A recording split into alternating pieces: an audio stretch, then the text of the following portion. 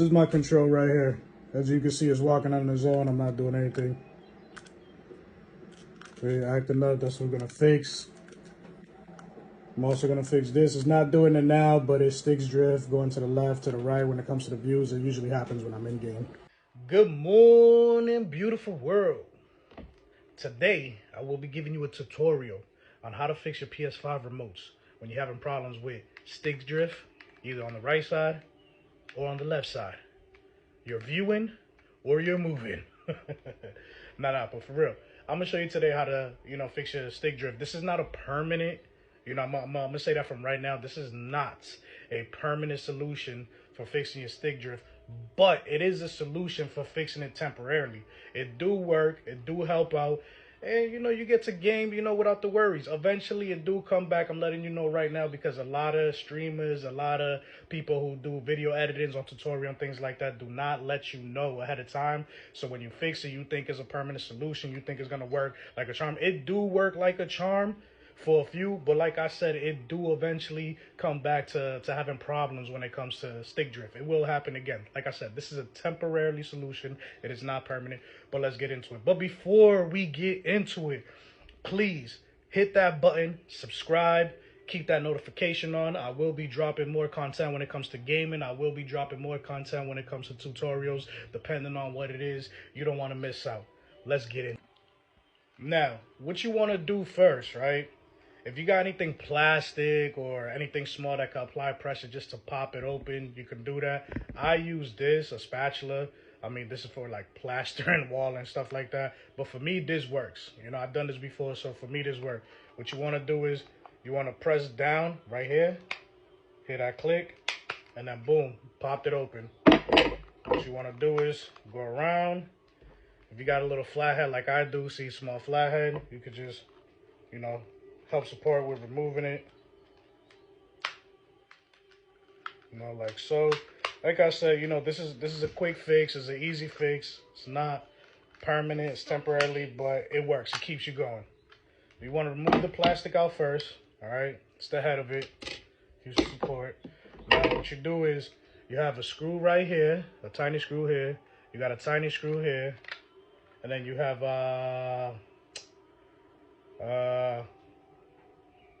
hold on, wait a tick. Oh, and then you got two screws back here. My fault. I did this like once or twice, you know what I'm saying? So don't judge me. So the next step, what you want to do is, like I said, if you got something plastic or whatever works for you, use it. For me, it's a flathead, a tiny flathead. Bring this down. You pop that up. It should come off easily. Take out the L1. Take out the R1. Should come right off easy. You don't need to apply crazy amount of pressure or anything like that. Now, grab your screwdriver.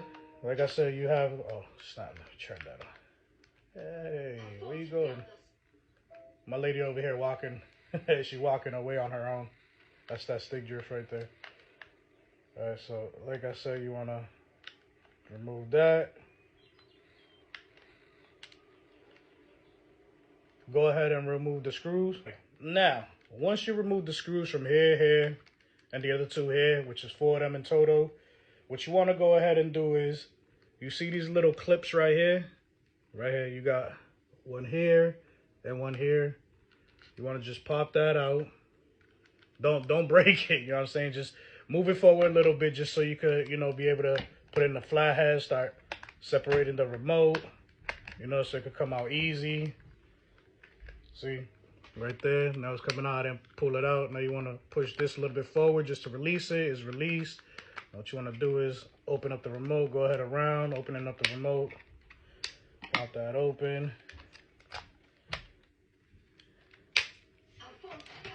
All right. Now the back piece is on. It's the charger right there. What you want to do is remove the charger. Take it out gently. You don't want to break the wire. And then next thing you know, you don't have a remote working. Now that the back piece is removed, now that the front piece is removed, you took the battery out, you took the 4 screws out, you have this cover right here. So it's to support the battery. What you want to do is take a screwdriver. Go ahead, take a screwdriver. There's a screw in there. You want to remove that screw. Like so. Boom, boom, boom, boom. You know what I'm saying? Cuz was probably gonna look at this video like, bro, you still in my boo boo boo boo. I taught him the ways. He'll be all right. All right, so what you want to do is take out this cover. You do have a wire attached right here. This right here, what you want to do is take that out. Like I said, everything you want to do is gently. You don't want to break the remote. You could just pull this off like that and boom, it pops out. Go ahead, put that on the side. Now, that's your back piece right there to the remote. All right, you took out the battery, you took out the cover, you took out the back piece, and you took out the front. If you in this step, in this video, at this point of the video, the next thing to do is you want to disconnect this right here. You want to disconnect this. You want to disconnect this one, right? And then you want to disconnect the top. Now, to disconnect it, they each one have a strap that you could pull so you don't break it, right? You could grab this strap right here, gently remove it. You know, you could wiggle it back and forth. Boom, that's out. Same thing with the others. You want to grab it, wiggle it little by little, boom, boom, boom, it's out. And then you got the top one. Like I said, grab the strap. You don't want to break it. And then now you got a permanent broken control. All right, so we're going to remove that one. Now that's out. Once you take out all these straps, all of them that connects to the remote, that gives it life, the source and everything, you have a lever right here. A video that I seen, you know, it doesn't really show you. There's a lever right here where I'm touching. You push down on it, and then once you pull it down, there you go, you can lift it. There's also another lever in the other side. You do the same thing to that, and then gently you want to remove it. Like I said, you don't want to break it.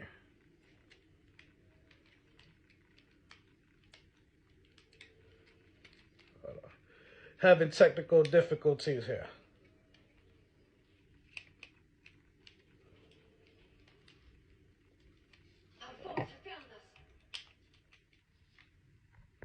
All right, now that I removed it, like I said, you do everything gently.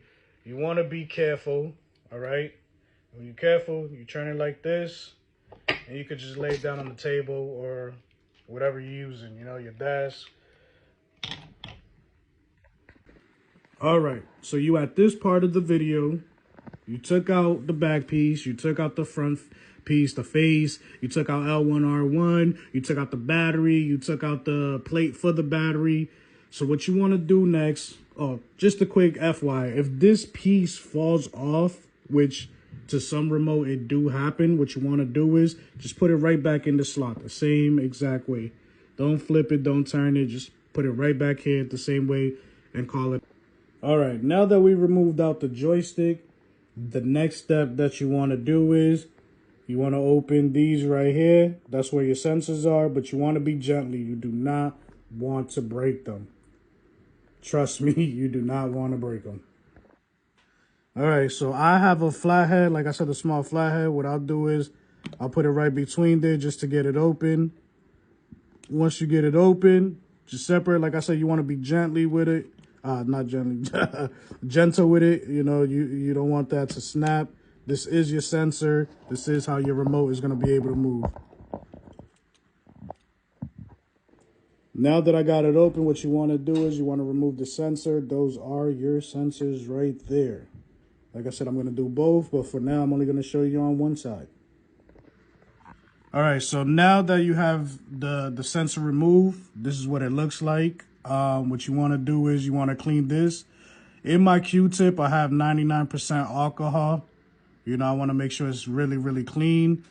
Make sure there's no goo, no gunk, no anything. The Q-tip might drop, you know, release some hairs on it. What you do is you remove it if it gets attached. Now you want to come here, and like I said, just clean it up with 99% alcohol. You want to make sure that's really, really good in there. You want to clean that one. Same thing, you know, with any other ones that you want from the sensor. Like I said, remove that.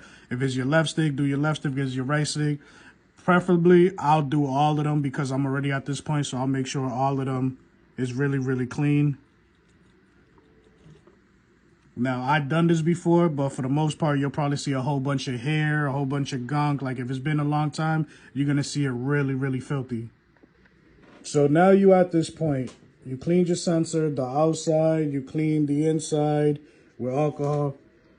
You want it to be facing up. This has ridges on it. You want the ridge to be facing up when you're putting it back in. Once you put it back in, make sure it's straight, you know, and in. And then what you do is you just put it back until you hear the click and boom, that's one. Now one is done. Now all you got to do is continue the rest around and call it a day. All right. So you at this point where you cleaned your sensor, right?